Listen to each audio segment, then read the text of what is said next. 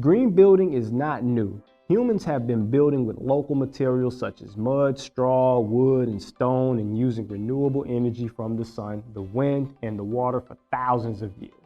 Many of the elements of green building are not new or even unique. Before the widespread availability of inexpensive fossil fuels for energy use and transportation, builders understood the principles of passive design, capturing sunlight and wind for natural lighting, heating, and cooling. In a number of ways, green building reflects a return to simpler, low-tech solutions together with a few high-tech strategies available in the modern times to improve the performance of the environment. Green building is the mechanism of finding the best combination of solutions to create built environments that seamlessly integrate the best of the old and the new in creative ways. Today, green building is the practice of designing, constructing, and operating buildings.